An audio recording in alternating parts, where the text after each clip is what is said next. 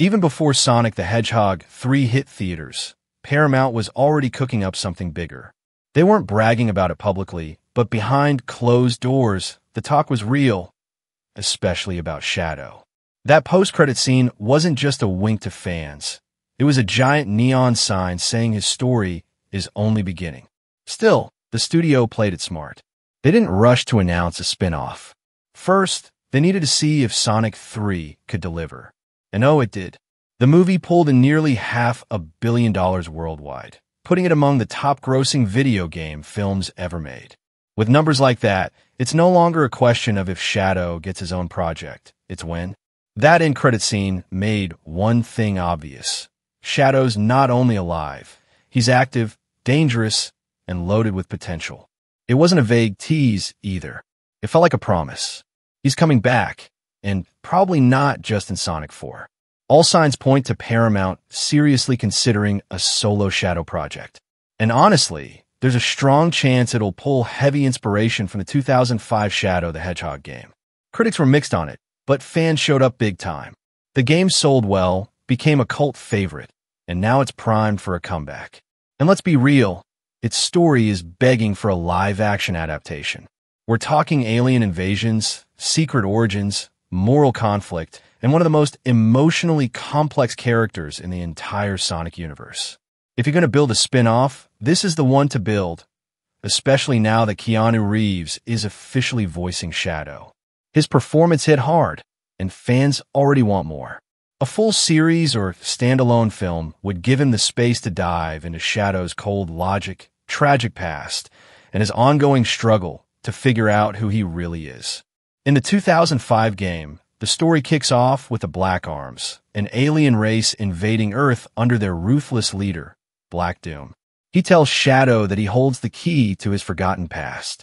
Shadow, haunted by broken memories of Professor Gerald Robotnik and Maria, is desperate for answers.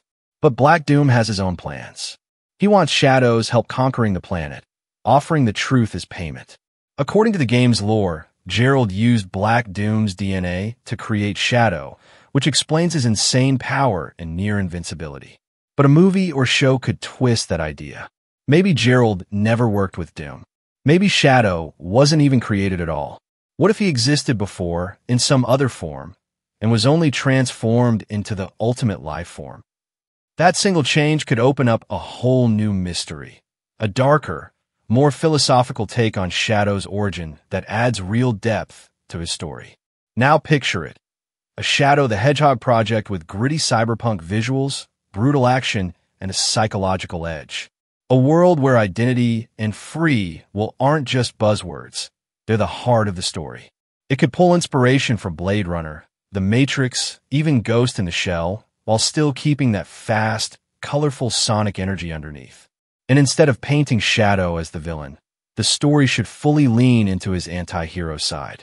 He's not trying to save the world. He's trying to figure out if his life even means anything, or if he's just someone else's pawn. Sonic 3 gave us a taste of that complexity. He was powerful, intense, and clearly fighting something deeper inside. But that was just the surface. A solo project could finally let us dig into what makes him tick. And then there's the villain situation. Eggman's had a spotlight, 3 movies. Jim Carrey absolutely nailed it. But now it's time for something new. Enter Black Doom. He's not your goofy, over-the-top type. He's ancient, calculating, and terrifyingly calm. Those psychic powers alone could turn the tone darker, even horror-like.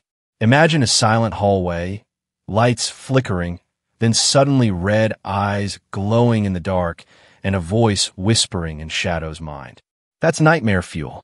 And don't forget GUN, the government agency always lurking in the background. In the games, they start as Shadow's enemies, but slowly evolve into uneasy allies. In live action, they could feel more like Marvel's S.H.I.E.L.D., Black Ops missions, hidden agendas, and all kinds of political gray areas.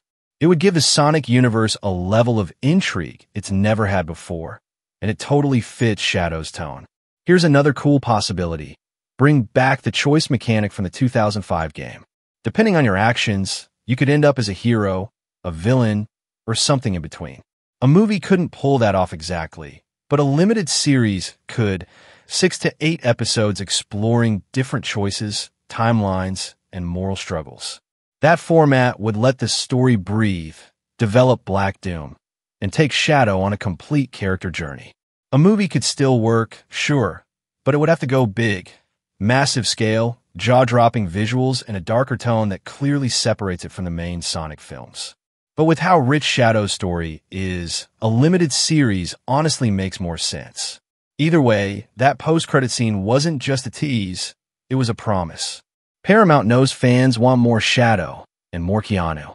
And now that Sonic 3 is a massive success, they've got every reason to move full speed ahead. Whether it's a movie or a show, Shadow's ready to step into the spotlight. And if they pull it off right, it could be the boldest, most ambitious chapter in the Sonic universe yet.